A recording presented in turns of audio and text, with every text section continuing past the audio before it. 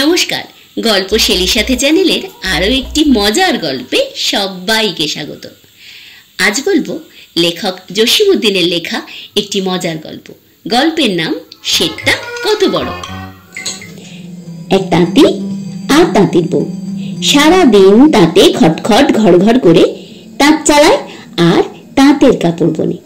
সকাল থেকে সন্ধে এদের কাজের বিরাম নেই, কিন্তু এত কাজ করেও পেট ভরে খেতে পায় না।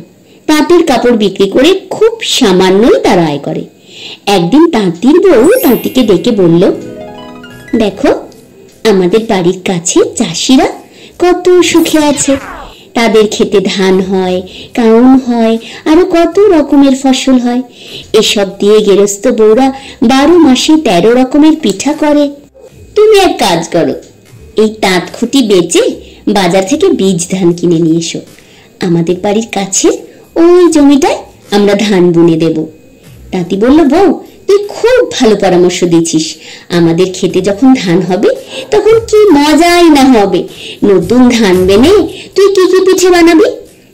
তাঁতির বউ বলে, চিতই পিঠে, পাটিসাপটা পিঠে, বড়া পিঠে। শুনে তাঁতির জিভে জল এসে যায় আর কি। মহা উৎসাহে তাঁতি তার তাঁত খুঁটি মাথায় করে হাঁটে চলল। অনেক দর দস্তুর করে সে 5 শিখেতে সেই তাঁত খুঁটি বিক্রি করলো। তারপর যাকেই দেখে তাকেই জিজ্ঞেস করে, তোমার কাছে বীজ ধান আছে? বেনেতি দোকানে, ওষুধের দোকানে যে সে জিজ্ঞেস করে, 5 শিকার বীজ ধান দিতে পারো ভাই? সবাই ঠাট্টা করে তাঁতিকে তাড়িয়ে দেয়। বীজ ধান তো আর যেখানে সেখানে যার তার কাছে পাওয়া যায় না। আগেকার দিনে হাটে বাজারে 2-1 ঠগ থাকতো। লোক ঠকিয়ে তারা টাকা পয়সা উপার্জন করত। তাঁতি এমনই এক ঠগের কাছে বীজ ধানের খোঁজ করতেই সে তাঁতিকে খুব আদর করে হাটের বাইরে একটা চষা ক্ষেতের কাছে নিয়ে গেল। চাষিরা চাষ হয়ে গেলে ক্ষেত থেকে ঘাসের শিকড় বাকড় কুড়িয়ে এক জায়গায় জড়ো করেছিল। উদ্দেশ্য ছিল এগুলোকে রোদ্রে শুকিয়ে আগুন দিয়ে পুড়িয়ে ফেলবে, তাতে সেই শিকড় বাকড় গুলো থেকে আর ঘাসের চারা গজাবে না। সেই চালাক ঠগ বোকা তাঁতির কাছ থেকে 5 শিখে দাম নিয়ে 1 বস্তা ঘাসের শিকড় বাকড় বিক্রি করলো আর বলে দিল, তোমার জমিটা খুব ভালো করে চষে এগুলো বুনে দিও, খুব ভালো ফসল হবে। মনের আনন্দে নাচতে নাচতে তাঁতি সেই শিকড় বাকড়ের বস্তা মাথায় করে বাড়ি ফিরল। পরের দিন সকাল হতে না হতেই তাঁতি আর তার বউ কোদাল নিয়ে তাদের বাড়ির সামনের জায়গাটা কোপাতে লাগলো। তাদের তো গরু নেই, তাই তারা নিজেরাই সে কাজটা করতে লাগলো। তাঁতি আর তার বউ তো তাঁত চালাতে জানে, চরকা ঘোরাতে পারে, কিন্তু জমি কোপাতে তারা বড়ই হয়রান হয়ে উঠল। অপটু হাতে কোদাল চলে না। তাঁতি মাটিতে 1 কোপ মেরেই হাঁপিয়ে পড়ে। তাঁতির বউ কোদাল হাতে মাটিতে 1 কোপ দিয়েই শুয়ে পড়ে। তাঁতি গামছা দিয়ে বাতাস করে তাকে সুস্থ করে। আবার তাঁতি কোদাল নিয়ে মাটিতে 2-3 কোপ দিয়েই হয়রান হয়ে পড়ে। তাঁতির বউ আবার তাকে কপালে তেল মালিশ করে তার হাত পা টিপে দেয়। এইভাবে প্রায় 1 মাস পরিশ্রম করে বাড়ির সামনের জমিটুকু তারা কুপিয়ে শেষ করলো। শুধু কি কোপালো, জমিতে ঘাসের শিকড় বাকড় যা কিছু ছিল সব বেছে ক্ষেতের এক পাশে জড়ো করলো। শুভ দিনে শুভক্ষণে তারা হাট থেকে কেনা সেই ঘাসের শিকড় বাকড় ক্ষেতের মধ্যে ছড়িয়ে দিল। তারপর তাঁতি আর তার বউ প্রতিদিন সকালে বিকেলে সেই জমিতে কলসি কলসি জল এনে ঢালতে লাগলো। একে তো ঘাসের শিকড় বাকড়, তার উপর এত যত্ন। কয়েকদিনের মধ্যেই কালো মেঘের মতন তাঁতির ক্ষেতখানা নতুন নতুন ঘাসের চারায় ভরে উঠলো। দেখে তাদের কি আনন্দ! তারা আরো যত্ন করতে লাগলো, খেতে আরো বেশি বেশি করে জল ঢালতে লাগলো। অল্প দিনের মধ্যেই সে ক্ষেতের ঘাস বুক অব্দি হয়ে উঠলো। তাঁতি আর তার বউ মনে দারুণ খুশি।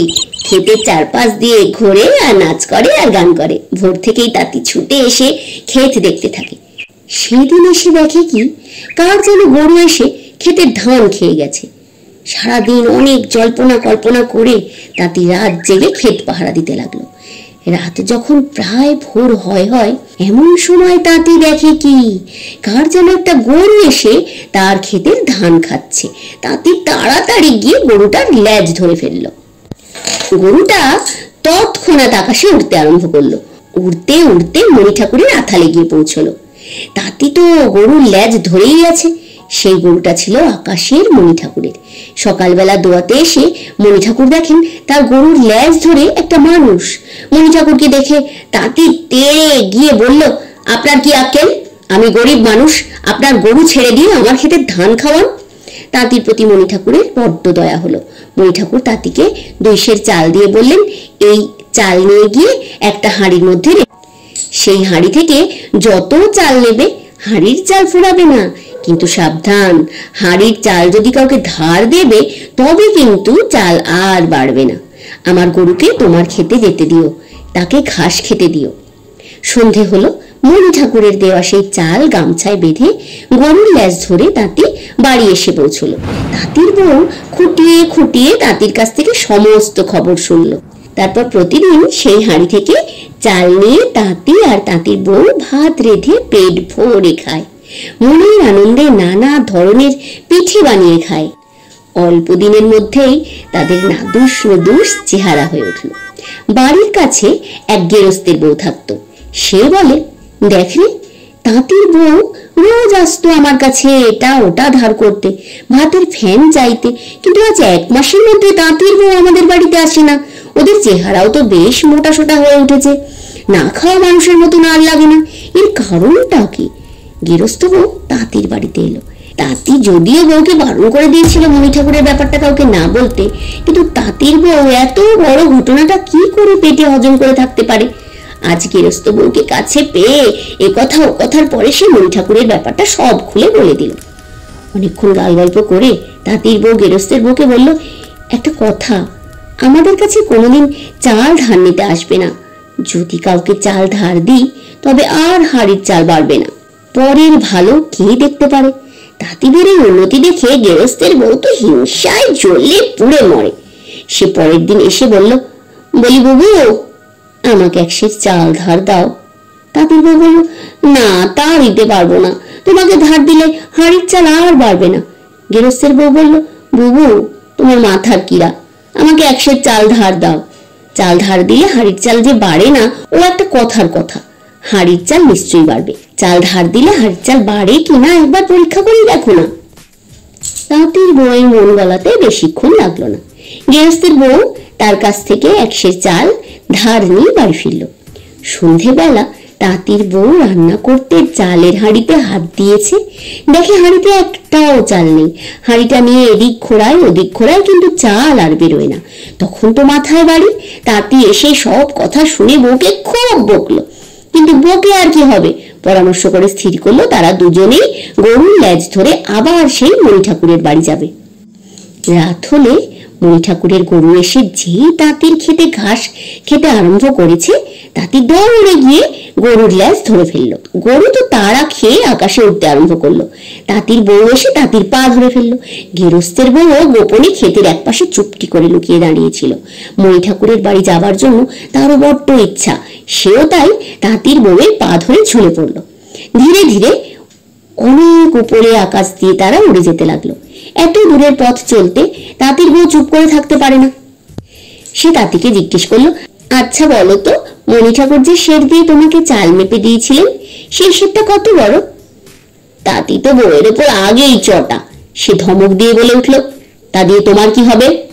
তাঁতির বউ কেঁদে কেটে মান অভিমান করে বলল, আচ্ছা বলো না কত বড় সেরটা। এবার তাঁতি রেগে মেগে গরুর লেজ হাত থেকে ছেড়ে যেই দেখাতে যাবে এই এত বড় সেরটা, অমনি তাঁতি পড়লো তাঁতির বউয়ের ওপর, তাঁতির বউ পড়লো গেরস্তের বউয়ের ওপর, আর 3 জন পড়লো ধপাস করে মাটির ওপর। আর তাদের মণি ঠাকুরের বাড়ি যাওয়া হলো না। আজ তবে এ পর্যন্তই। নতুন গল্পের সঙ্গে আবার দেখা হবে।